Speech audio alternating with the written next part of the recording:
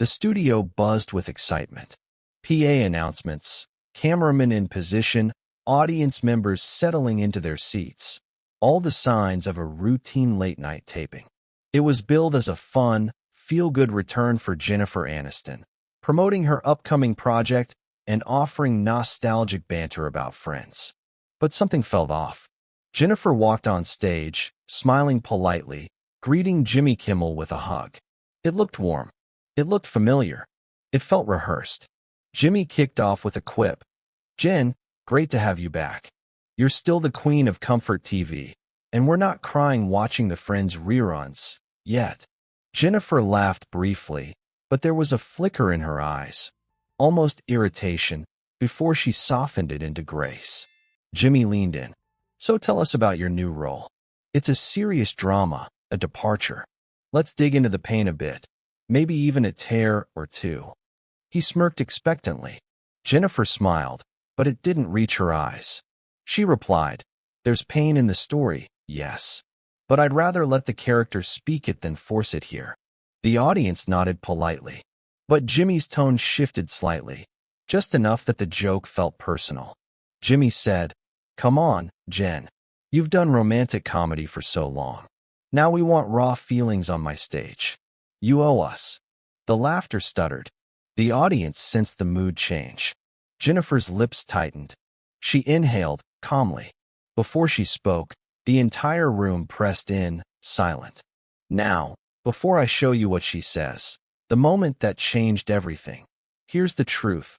Late-night shows are edited for comfort. This one won't be. Because what Jennifer does next isn't good TV.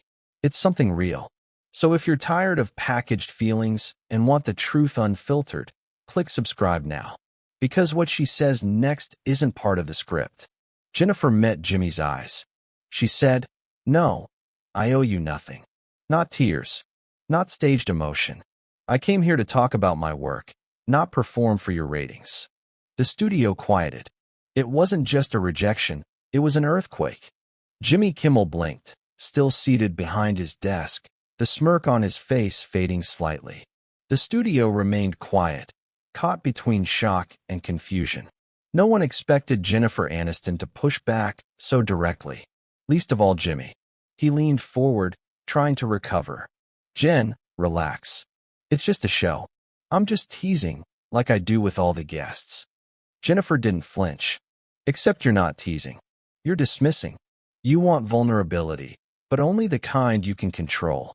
There was a tension building now. The kind that made every camera operator double-check their framing, every producer sweat silently behind the scenes. Jimmy tried again. "Look, I was trying to lighten the mood.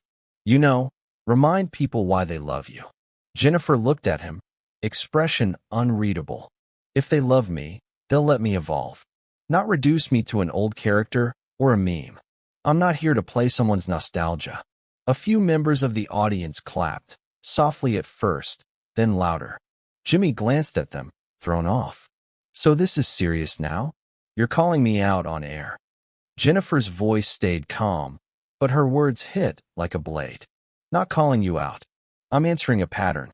Women come on this show, and you turn their real stories into setups for punchlines. It's not flattering. It's exhausting." Jimmy tried to laugh. It didn't land. The audience was watching something rare. Not a blow-up. Not a breakdown. A boundary. Jennifer continued. "You think it's cute to pressure women into crying on cue. You think it's edgy to ask about their age or their looks or their love lives. And if they push back, you joke again. So the cycle never breaks." Jimmy opened his mouth to speak, but Jennifer stood up. Not storming, just standing. And the tension in the room rose to meet her. Jennifer stood there, steady and composed, her silence louder than any monologue. Jimmy adjusted his posture, trying to lighten the air with forced charm. "Jennifer, you've been in this business a long time. You know how this works. It's just late night." Jennifer didn't sit back down. And maybe that's the problem. Everyone keeps saying it's just late night to justify behavior that wouldn't fly anywhere else. It's always just a joke. Just a bit. Just a segment. But the people you put through it? We're real. A producer offstage motioned for the show to cut to commercial. Jimmy waved them off. Jennifer's voice deepened. You ask women to relive their breakups, to cry about dead parents, to laugh at being typecast, all for applause. And when someone doesn't play along, you get uncomfortable. Because now it's not entertainment anymore, it's truth. Jimmy chuckled nervously. You're making it sound like I'm the villain here. Jennifer looked at him. You're not a villain. You're a mirror. And this industry built that reflection. I'm just finally tired of pretending it's flattering. A hush fell again. Then, Jennifer turned to the audience. To everyone watching, especially the young women, don't confuse likability with submission. Don't stay polite when someone's profiting from your discomfort. People began to clap, genuinely, not as a cue. Jimmy tried one last time. So what, you're walking off? Over a few questions, Jennifer stared at him for a moment that felt endless. Then she said, I'm walking off because I have nothing left to explain. She stepped toward the edge of the stage. The audience stood with her. As Jennifer Aniston walked off stage, the cameras kept rolling. Not for the show, but for the truth. The audience remained standing, many of them applauding, others filming, some simply stunned into silence. Jennifer didn't look back. She didn't wave. She didn't perform the exit. She just left. Jimmy sat still, staring at the empty space where she had been seconds before. The show was supposed to move on to the next segment, but nothing felt normal anymore. One of the stage managers whispered something to him. Jimmy nodded, still dazed. He turned to the crowd. Well, I guess Jennifer didn't enjoy her time here. A few nervous laughs. A few boos. And then, someone shouted, maybe she's just done playing nice. The line hit hard. Not just with the audience, but with Jimmy too. Backstage, Jennifer paused in the hallway. A young assistant approached her hesitantly. Miss Aniston, that was, she stopped, unsure how to finish the sentence. Jennifer said, it was necessary. The assistant nodded slowly. You said things we all think. Just, no one ever says them. Jennifer glanced toward the door. Then maybe it's time we stop asking permission. Meanwhile, on social media, the moment had already exploded. Clips were circulating. Hashtags trending. Hashtag Aniston was right. Hashtag stop performing pain. Hashtag late night needs change. Celebrities began chiming in. Reese Witherspoon tweeted, proud of Jennifer. She's always been grace. Tonight, she was courage. Viola Davis wrote, there is power in saying no more. Jennifer Aniston just reminded us of that. And millions of women, actors, writers, assistants, producers, began sharing their own moments. The interviews they were pressured into. The jokes they laughed at to stay employed. The stories they couldn't tell until now. What started as a late-night segment had become something else entirely.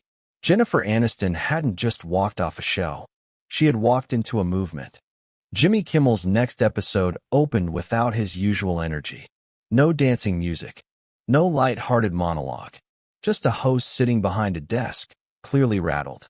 He said, so, if you watched last night, you saw a moment. I guess we should talk about that. The audience was quiet, waiting. Jimmy continued, I've had a lot of amazing guests over the years. I've also made a lot of jokes. Sometimes too many. And sometimes, not the right ones. He looked down, then back at the camera. What happened last night wasn't scripted. It wasn't a bit. It was real. And if I crossed a line, then I need to own that. It was the closest thing to an apology. But many viewers weren't convinced.